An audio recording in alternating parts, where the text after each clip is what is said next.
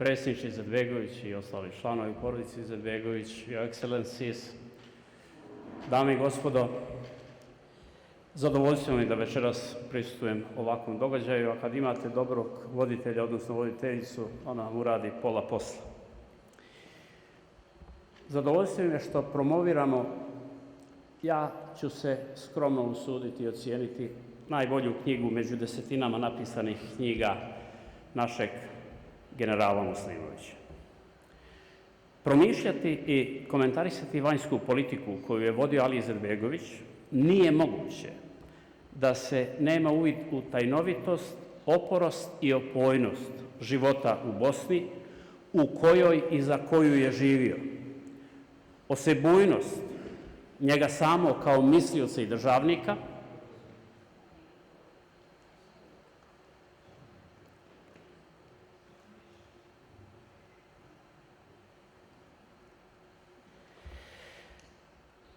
i nadasve mudrog, angažovanog i odgovornog lidera koji je umio svoja razmišljanja kosmičkih razmjera, kako to ambasador Holbrooke reče jedne Dejtonske noći, svoditi na praktično provodiva rješenja mnogih naizgled nerješivih situacija na različitim nivoima i na različitim mjestima.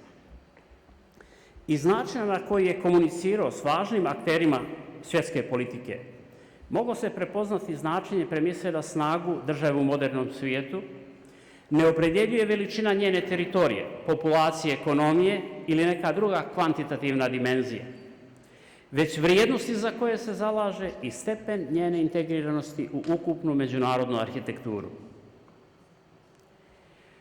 U svom jedinstvenom načinu na koji je vodio državu i politiku u najdramatičnijem periodu njenog trajanja i opstajanja, demonstrirao je izvanrednu sposobnost razumijevanja i izbjegavanja nedobronamjernih uticaja svjetske politike, čiji cilj je bio nestanak Bosne.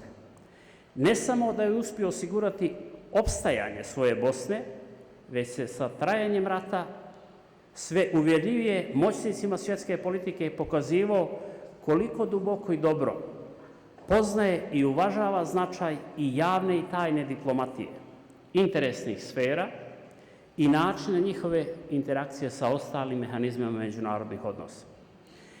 Nije samo pokazivao razumijevanje domena svjetske moći, mislim na ekonomski, vojni, tehnološki i kulturološki, već je načinom vođenja vanjske politike pokazivao rijedak talenat da ih sofisticirano koristi u funkciji ostvarivanja svojih vanjsko-političkih ciljeva.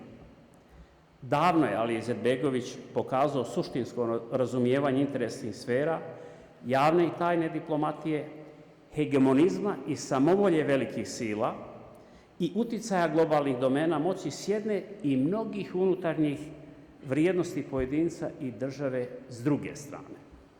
U svom dijelu Islam između istoka i zapada, koje je kao mladić napisao davne 1944. i 1945.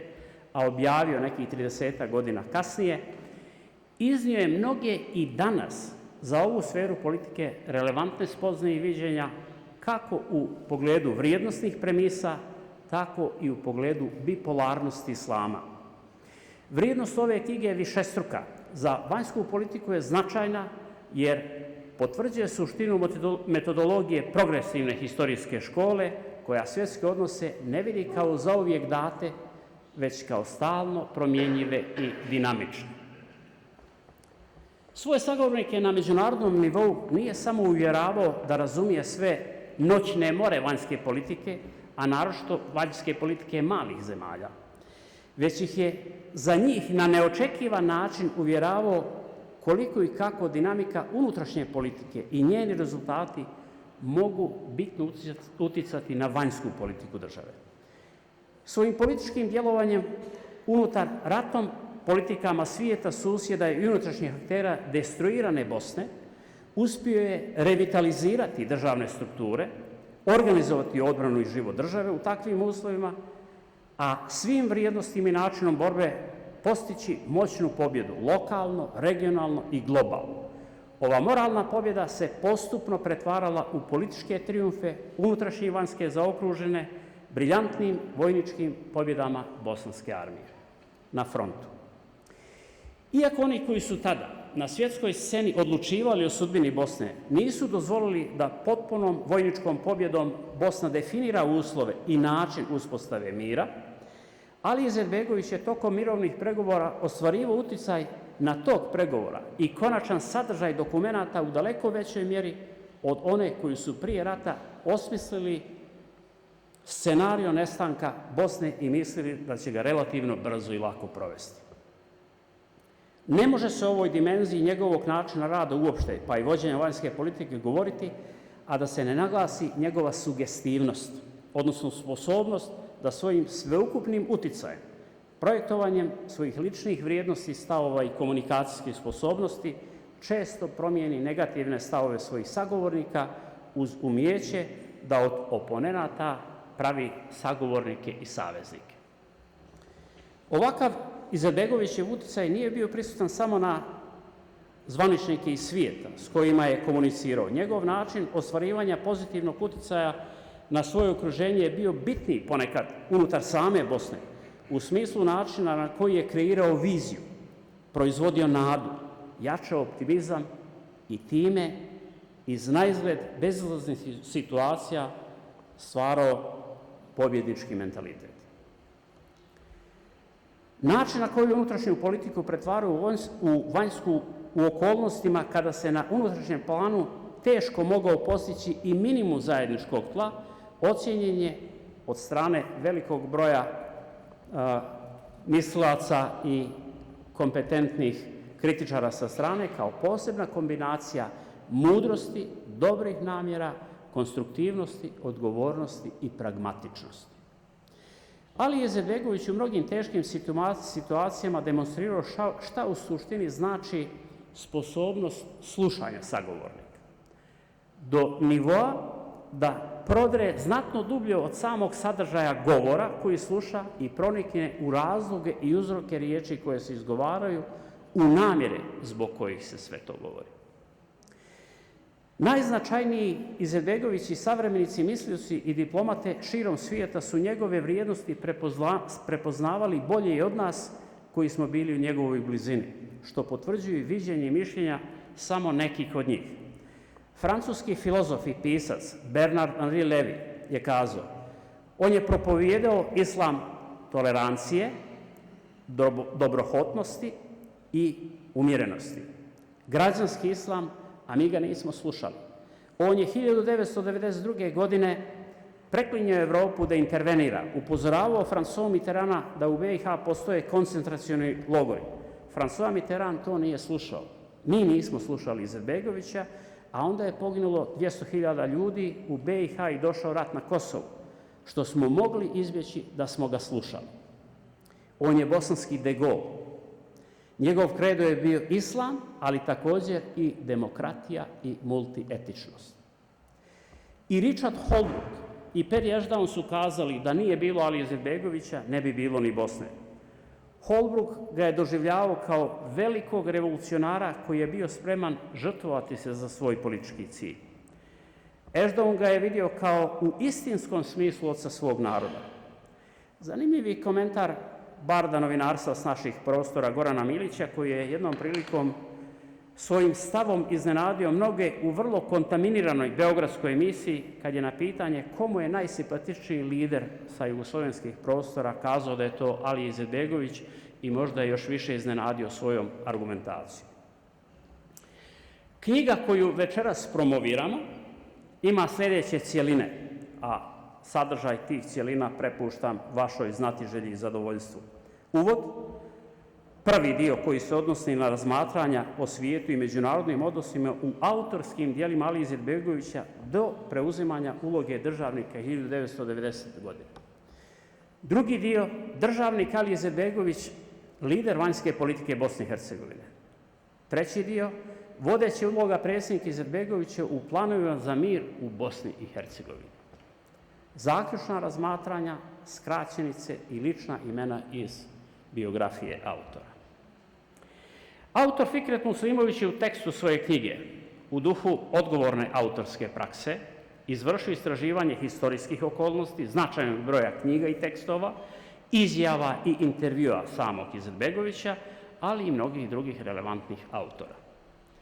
Posvećenost načinu mišljenja i djelovanja Alije Izetbegovića ga je neminovno dovela ne samo do sfere vanjske politike, već i do mnoštva drugih oblasti Izetbegovićevog djelovanja, filozofije, sociologije, etike i estetike, književnosti, kulture, religije, prava i diplomatije i drugih područja Izetbegovićevog stvaralaštva.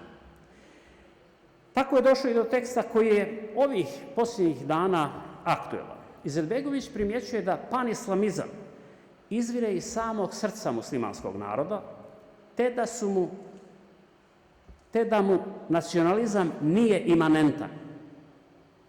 On zaključuje da islam ne tolerira, već poznaje i priznaje jevrejstvo i kršćanstvo. Zauzvrat, muslimani kao privremeno neobavezujuće i osnovi Zauzvrat muslimani u najboljem slučaju mogu očekivati toleranciju, koju Izetbegović doživljava kao privremeno neobavezujuće i u osnovi negativno stanje. Izetbegović konstatuje da muslimani tokom duge historije zajedničkog trajanja sa Jevrejima, s kratkim izuzetkom Izraela, nigdje nisu živjeli pod vlašću Jevreja. S druge strane, Jevreji su tokom mnogih stoljeća i u mnogim zemljama živjeli u većinskim muslimanskim zemljama i pod njihovom vlašću. Sva ta iskustva im nigdje do sad nisu dala osnovu i povoda da muslimanima vraćaju milost za drago kao što to rade ovih dana. Iz sadržaja ove knjige se može uočiti koliko je samo Izetbegović praktično razumijevao i proživljavao interakciju politike i strategije, pregovarajući kad god je mogao i ratujući kad god je morao. Objašnjavajući čudo bosanskog otpora, on za armiju Republike Bosne i Hercegovine kaže da je to neuhvatljiva veličina i vrijednost borbe za slobodu koja se suprotstavlja konvencijama i analizama. Knjiga Fiketa Muslimovića na argumentiran način potvrđuje uvjerenje da je svojim ukupnim političkim djelovanjem Alija Izetbegović naživio poziciju osnivača SDA i prvog predsjedništva Republike BiH, ratnog vrhovnog komandanta oružanih snaga Republike Bosne i Hercegovine i ostvario znatno više aspekte ukupne međunarodne politike. Razotkrivanjem političkih i ekonomskih, obavještajnih, medijskih, vidljivih i skrivenih aspekata velikodržavnih projekata susjednih zemalja na štetu Republike Bosne i Hercegovine dao je značajan doprinos u ostvarivanju bosanske pobjede na domaćem i na međunarodnom planu.